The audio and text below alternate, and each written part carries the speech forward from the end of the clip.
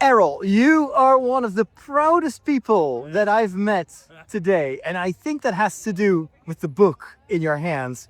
Because this is your debut, right? Yes, yes, that's true. This is my debut. It was launched 2 days ago, so yeah, I'm very happy with it. It's such a privilege to have my own book. I really adore it. And what better place to launch it than here in this world of fantasy fans? Because this is a fantasy book. Yeah, indeed, it's a fancy book, and this crowd, this amazing atmosphere, I really love it. So it's really a privilege to launch this book right here in this amazing crowd.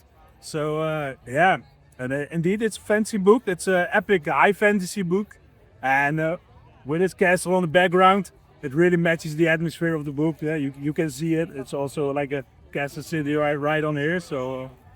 Great. If people walk up to you and you have to give them a short pitch, Yeah. like in a few phrases, why should people read this story? What would you tell them? It's a high epic fantasy. It takes place during an invasion. It has some magical battles, big skill battles, but also political maneuvering and a quest to find the Silver Warriors. Ooh, and what is that? The Silver Warriors are one of the lost myths. This is also the title of the book, Yes? and it's about different factions who are battling with each other to find them in order to end the war or to kill the king. So there are some kind of hidden secret warriors somewhere that they need to find, or? Yes.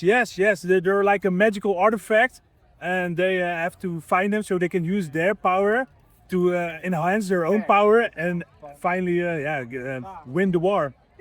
How did you come up with this idea? Was there a day that you woke up and you're like, I'm going to write a fantasy book? Yeah, there was a day that I woke up, and but it was 17 years ago. So Really? yeah. So it has gone through some modifications, but the inspiration comes from games, movies, series, other books, and yes, that's how it was formed. Give me some of your inspiration sources. What are games? What are other books or authors that you love and that have influenced you? Yeah, I'm a big World of Warcraft and Warhammer fan, so there's definitely some influence from that. But also in books like Game of Thrones and of course The Lord of the Rings, but also Brandon Sanderson, and Terry Goodkind. I grew up with it since I was a little boy, so. But also many influences from anime and movies, so yeah, it's kind of all over the place. All the good sources of storytelling, of Yeah, course. yeah. But you need that as an Yeah. inspiration. Yes. And so you started writing this book. How many pages, how many words is your book? There's 424 pages, and the word count is about 118,000. That is a lot. How much time did it take you to write it? Yeah, a couple of years. Actually, the first version was around 174,000 words, but that was a little bit bloated. So I like to think I have now the cut version, the better version, the streamlined version. Yeah, And writing is scrapping. You have to just kill your darlings, get rid of the Exactly. fluff. yeah, and I have to cut my sword in a few darlings with this one. But I think it's gotten all the better. And since this is your first book, it's also a journey of discovery and learning how to write. What are some of the takeaways that you have learned in this journey of writing your first novel? Yeah, I really learned a lot because you write alone, and of course I have some better readers, but the edit phase with the how to say The publisher? Yes, Yeah. a publisher really taught me a lot.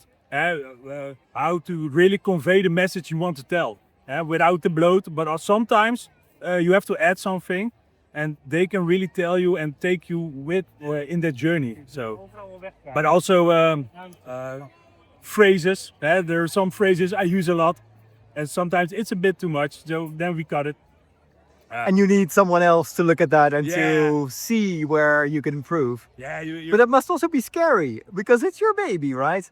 yeah. But it was such a great learning experience that I thought, for like 95% I agreed with the publisher, so it was like enhancing, getting it better. So that was a great experience. It was a tough experience. It was a hard experience, but it was also fantastic. Yeah. Yeah. And how does it make you feel to be a published author now, to be a writer? It's a dream come true, really. It's such an amazing feeling, and it's such a privilege to have this book in my hand and to give it and share it with the people who are here. And it's such a, I said it before, it's such an amazing crowd. So yeah, that's great. I love your energy and your enthusiasm, and that makes me wonder, what's next? What's next? Part 2. Yes. Yeah, it's a part of a series. So this is now it's the first one. I'm currently working on part 2. So I hope to have it ready soon. I'm in awe. For people who are watching this and they think, oh, he has done what I'm still dreaming of. What would you advise them? What should they do if they want to write a story, but for some reason they don't think they can do it, or they just, I don't know, many reasons. What would you tell them? Pick up the pen or open your Word document and just start writing. You can always make it better. Yeah. This is the 10th version of the original story. So just get out there and just write, and in the end it's gonna form, and then you're gonna think, hey, let's shave up a little bit there, let's add a little bit there, and then before you know it, you have a novel. So really, it's just doing it, just taking the time to really go for it. And the one tip I can give is don't think about it, just write. You can always make it better afterwards. Right. I think that's great advice. Congratulations on your first novel. Thank you very much. And of course, looking forward to all the other books that you're going to write. Yeah, thank you very much.